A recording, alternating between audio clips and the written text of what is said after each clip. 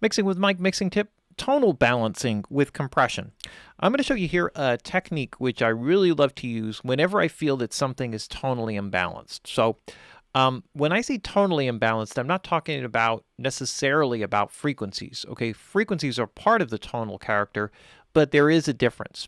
So in other words, if you have a Stratocaster, or a Les Paul, they have a unique tonal character. And I use guitars as a reference because they are the easiest to just kind of pull out and say, oh, that's a Stratocaster, that's a Telecaster. You can really pick out like a unique tone. So if you're into guitars at all, and so each of those unique tonal characteristics, no matter how much EQ you apply to that Telecaster, you're never going to make it sound like a Stratocaster, or you're never really going to make it sound like a Les Paul.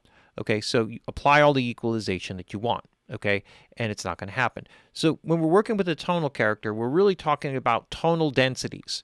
Okay, so within frequency areas, it's not so much that there's a lot of the frequency, but there's a lot of density within the particular frequency area. And there's usually some phase shifting and alignment that goes along as a big part of the process, and that allows you to kind of, set up what the tonal is. So what I wanted to get to here is that when you get an instrument that doesn't quite have the tonal balance that you're looking for, one of the ways to sort of even it out so that your equalization is more effective is by using what I call a midband compression.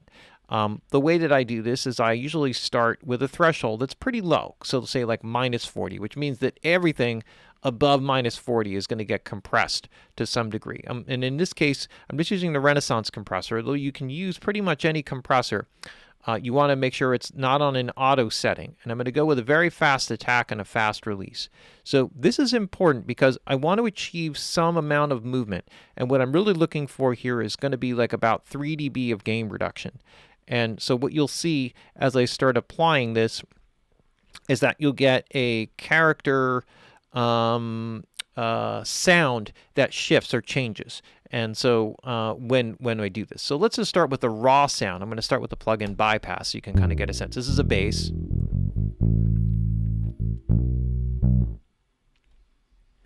And so maybe I can come up with a section that's a little bit more consistent here. And then let's just see.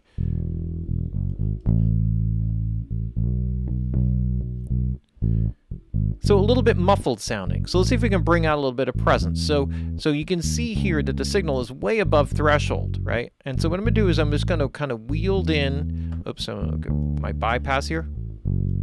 So my ratio is going to be very, very light.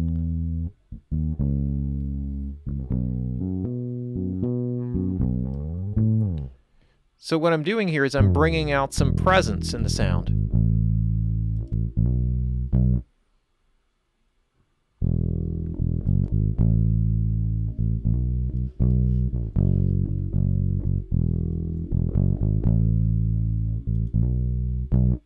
All right, so there's a little bit of a distortion there, which this is not going to deal with. But I can also, in this particular plugin, work with the opto setting, which changes the release characteristic and the smooth setting to give it a little bit more open.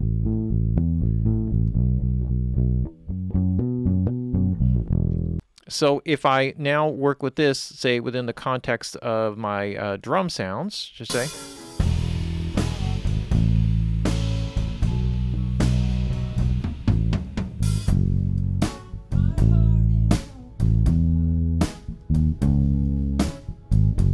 This is without.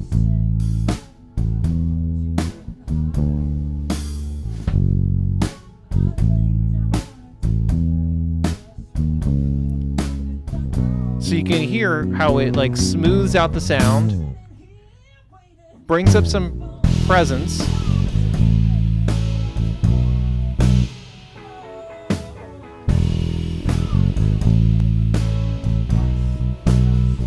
and opens up that low mid tonality. So this is kind of cool. You could do the similar type of thing with guitars. So let's just say that I'm going to take an electric guitar, and what I'm actually going to do here, just to kind of make this quick, because the setup is going to be very similar, is I'm going to just drag this plugin right down to one of the main guitar tracks.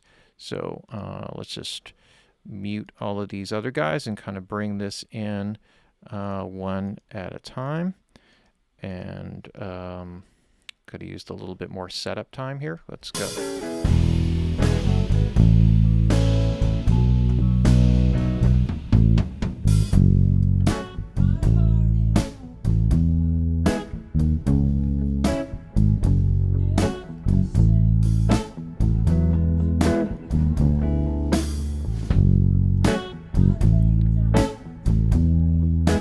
So here, let's listen to the original sound here.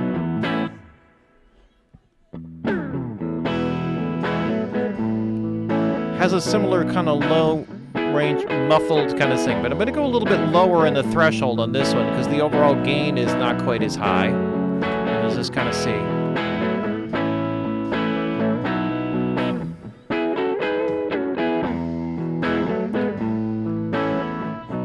As I bring down the threshold lower, getting more evenness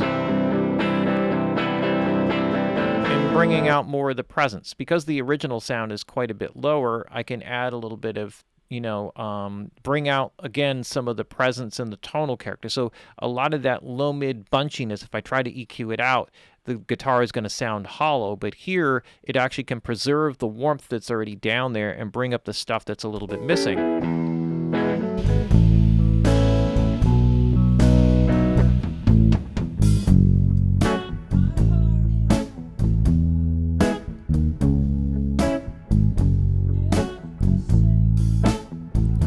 Completely different, right? And then I could do a similar type of thing with an acoustic guitar, which, let me just kind of get rid of this guy right here. And that's from a different video. And let's just put it on this guy here. So now we got an acoustic guitar. We could do a similar type of thing here.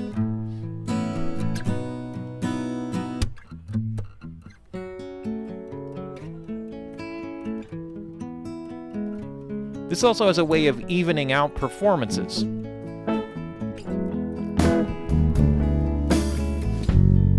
So what I'm going to do is I'm going to move these guys here from the bass. I'm going to move them down to the same plug-in slot so I can kind of bypass them.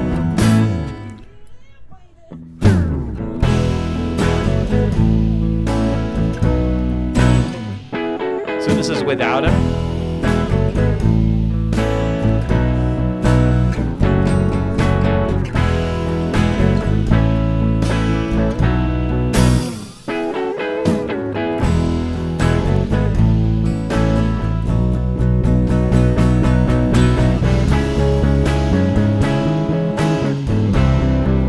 So you can hear how it kind of brings out the presence in them. So the idea of this form of compression is it does two things. It evens out the performance. You notice that I have a very fast attack and a fast release. There's a specific reasoning for this, and that is that because the signal is almost entirely above threshold, rarely does it get a chance to move. And whenever it does get a chance to move, I want it to move. So I need to make the release as quick as possible, and I want the attack to be pretty rapid as well. And what this does is it sort of grabs onto the sound. It almost looks like it doesn't move there at -3, but you can still hear the effect because what it's doing is it's bringing up by 3 dB all of the low-level information down here, which is not as present in the sound. So those frequencies actually exist in the instrument themselves, but I'm actually pulling them up by going to the very low threshold. You notice that the ratio is very, very light. I don't want to get excessive with the gain reduction here, but you can really hear also that, I can bring up the presence the lower I go with the threshold, and I can lighten up the ratio if that's coming in or hitting it a little bit too hard. So that basic idea can be applied to vocals, guitars, to keyboards. I find it a little bit less effective with drums because they're so percussive in nature, but it works well with pianos.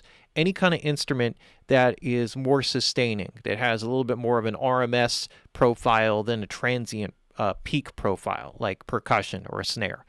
But generally, it's a really good process and a really good trick, and anytime you need to kind of balance out a sound, and especially with basses where you just can't dig something out, and even reamping doesn't seem to quite do the trick, this is like a really, really cool tip that I use a lot in mixing. So tonal balancing with compression, that's the Mixing with Mike mixing tip.